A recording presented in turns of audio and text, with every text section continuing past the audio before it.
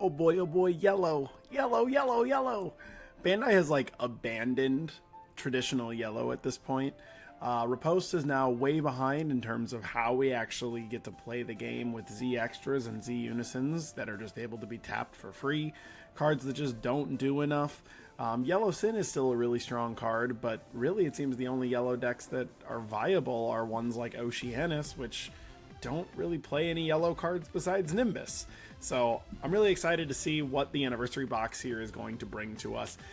We have two fan favorite decks, like truly fan favorite decks today to look at. Majin Vegeta and Yellow Bardock both got support. Majin Vegeta is a little surprising. I'm really glad that it does have a little bit of love to it, though. The deck was really strong back when Ultimate Duel was at 4. That was a really potent combo, but they were always kind of had a few distinct weaknesses, particularly that if you didn't see like the Goku Destined Battle right on turn 2, you were gonna immediately start falling behind. And then it did have kind of a long game issue. It wasn't a terrible long game issue, but it didn't have as many control cards as a lot of the other yellow decks because it did have a sizable engine. But it is extremely potent in terms of like, wow, you're just like a 20k leader defensively, and you're drawing lots and lots of cards, you're applying a lot of pressure, the Z leader is great. So we're going to be able to see that. And then Bardock here, dude, I put out a deck profile for this deck like, what was that, a month ago, 2 months ago? And now Bandai has just gone and taken that deck list and thrown it in the garbage. It's so far behind now. These new cards are crazy. Always a deck to be on the lookout for. It's a yellow deck that builds the Z energy, some of the best. And then it has lots of KO potential because of the leader's activate main. So the Shugesh and then the leader really allow it to be shown off as a yellow deck that can KO a lot of stuff. Its big issue, again, huge engine, so there's not as much room for defensive cards.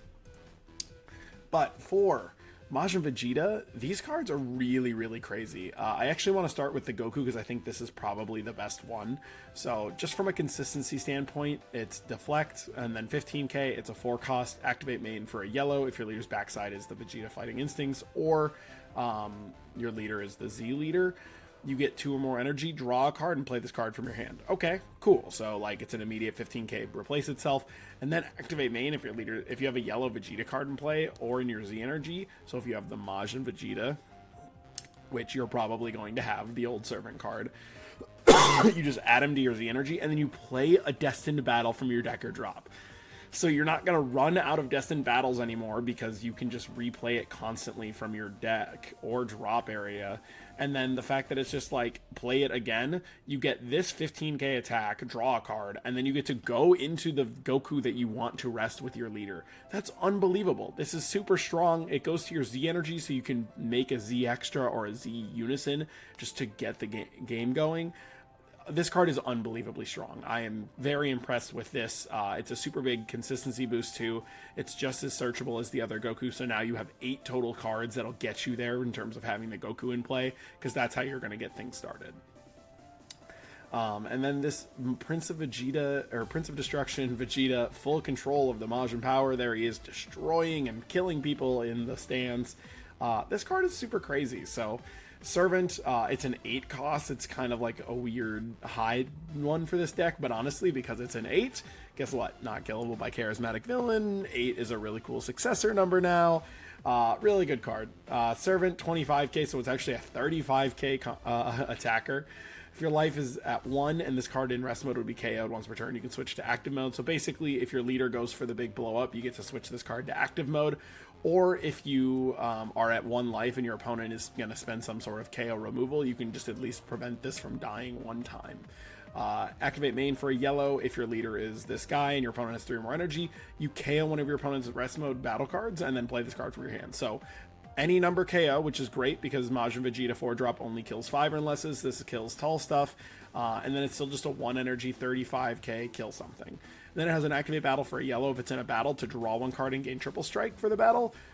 Unbelievable. 35 triple strike is huge. Your opponent basically has to negate this, and then on top of that, then you're going to go, all right, well now I'll just successor it off into a Gogeta Sin, and it's like, oh, that was crazy. There's just so much that you can't do, and this card is super duper good. I'm very impressed by it. I'd love to see it get pushed just a little bit further. Getting triple strike in a deck that's already so aggressive is really, really strong.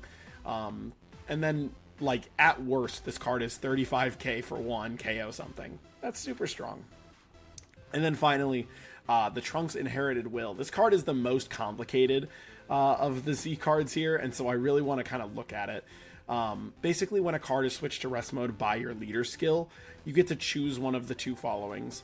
The bottom one is probably going to be more used at the beginning of the game. If the card that was switched to rest mode is a 4 or less yellow card, you switch it to active mode, it gains 5k and barrier until the end of your opponent's turn. So that's going to turn your Goku Destined Battle into a much more consistent draw piece, because now it's going to have barrier. Or you can use this to boost your Vegeta by 5k, right, if you went for something like that. You're just going to be able to use this as a really potent way to actually, like, force your Goku to be able to get extra value out of its effects.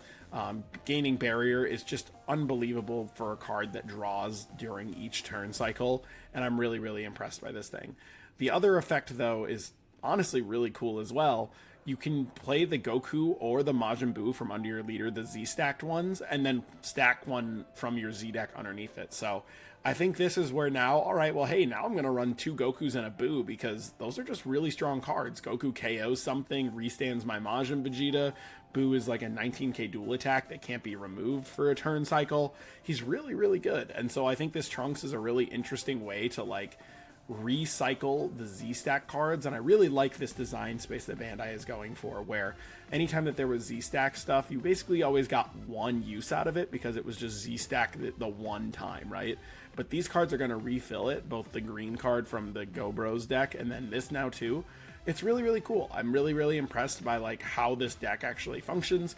I think that it's going to be considerably more consistent because of this Goku. The top end is going to be a lot stronger because of this Vegeta, and then you're going to have a lot more value plays because of this Trunks.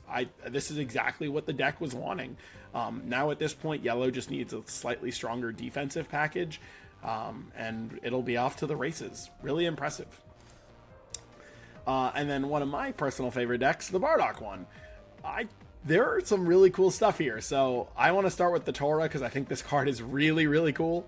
For instance, to start, we have not had a playable Tora. The Tora Ape is really bad, and the Negate is, like, fine because it draws a card, just because you're playing it on your opponent's turn, but it doesn't inherently do anything, and this Tora is really, really strong. Discard 1 Bardock Screw card from your hand. When it's played, draw 2. So it's a better cycle, and it also lets you produce and use more Bardock Screw cards so you can start charging extra cards in case you wanted to do things like Riposte or Steadfast Goku, because then you can produce more cards in the battle area without actually going minus. This is a really, really strong card.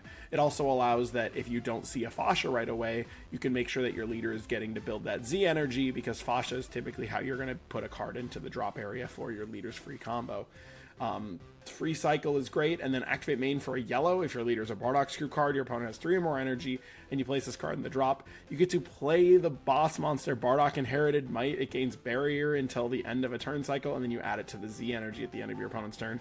Honestly, that's pretty fair because it would be pretty crazy if you could keep it out for two turns. But gaining barrier means that it is harder to mess with during your turn. And then during your opponent's turn, you get 5 instances of comboing a card and switching him to active mode. That's so crazy. You can just make him this crazy blocker, or he can be a quintuple attack 30k that builds 5 Z energy. Unbelievable. This card is super strong. I'm glad that the boss monster is playable. It has an alt art for top 16. The SPR looks really, really good. I'm very impressed by this card. Good job, Bandai. And the fact that it's a Tora does now mean that your leader is more likely to gain the full 15k from its activate battle effect. So just really a well-designed card all around. Very impressed. Bardock Direct Combat. This card is pretty good. I think it's like an extender, right? It's a great way just to gain a little bit more value. So just for a yellow, if your leader is a Bardock Screw and you have 2 or more energy, you can play it from your hand. And then if it's your turn, when he's switched to rest mode by a skill, you can switch him to active mode and play a 1 cost from your drop area. Notably, it doesn't have its skills negated, so you can play this card, your leader will draw, and then this Bardock, you can switch him to rest mode using either himself, using his own skill, or your leader skill, which can then produce either the Shugesh to draw, Tora to cycle draw, or Bardock to top 5. All of those are really great options just in terms of, wow, that's a free plus, right? Like now all of a sudden you're getting huge amounts of pluses from this card. It's only a 15k, so it's not like the most pressuring body in the world, but that's a-okay. Activate main, you can switch one of your Bardock's crew cards. Doesn't say you can't switch itself to rest mode. And then choose one of your opponent's battle cards and switch it, and negate its skills for the turn. Just free skill negation is really good, right? Just continuing down the path of something that you already had access to. Now, if your opponent has some sort of card that is recursive or couldn't be removed by skills for whatever reason, this allows you to get rid of it much easier. So very impressed by this card. Just an extremely good value piece. The deck space is getting tighter because these are both basically going to be at 4, and I don't really know what you're going to cut. So definitely make sure to come back when I put up the deck profiles for those. And then finally, the Z battle or Z extra card, Irreconcilable. It's a 1/1, so very efficient here. The deck is already really good at making Z energy, so going to be very simple to do that. If your leader is a yellow Bardock's True card, when this card is placed in a battle area, you can basically play the Guinea for the sake of family, the Unison, with a marker on it. I don't think that Unison is really worth it. I'm not really impressed by it. It allows you to like play one when it's played, and then you can tap cards every turn. But is that really worth it? Not really. If it did more, maybe, but it's just not quite good enough. And then activate main battle. If your leader is a yellow Bardock card and you remove this card from the game, add up to 1 card from your life to your hand and reduce the Z Awaken cost on your leader by yellow for the turn, which is great. So this means that on like turn 2, you can spend this energy, or turn 3, when you might have just that little bit more energy than you would have needed. Make this, and then the next turn when you're ready to, you can self-awaken and get access to the Z Awaken without having to pay the yellow cost, which means that then your later turns are a little more explosive because you're not paying that yellow to Z Awaken. Pretty cool card. I don't know if it's going to be like a mandatory multiple of. It's a cool self-awaken tool, which is really great, but having to remove it from the game is not great. And then finally, it's like, you're probably playing Bursting Ray, just the secret rare for the deck, so you don't really need to Z Awaken hard for the most part. You usually do that only after a while. So I'm still going to be, hold my breath to see if this card is super playable, but the Tora and Bardock are really, really good, especially the Tora. I'm just so impressed by this. It's another 1 cost that draws, and wow, just way to go, Bandai. Very impressive with stuff. So with these, hopefully yellow can kind of make a bit of a comeback. I really have missed yellow as a meta contender. It's my second favorite color behind blue for sure. And both of these decks are really cool. Majin Vegeta looks like it's going to be a little more consistent. It's got a new top end, as well as then a more consistent value engine near the middle of the game. And Bardock can actually play its boss monster. It now has a Tora that doesn't suck. Like, I don't know what else to say. Really good job on these, Bandai. I'm very impressed, and I hope you guys have a good one.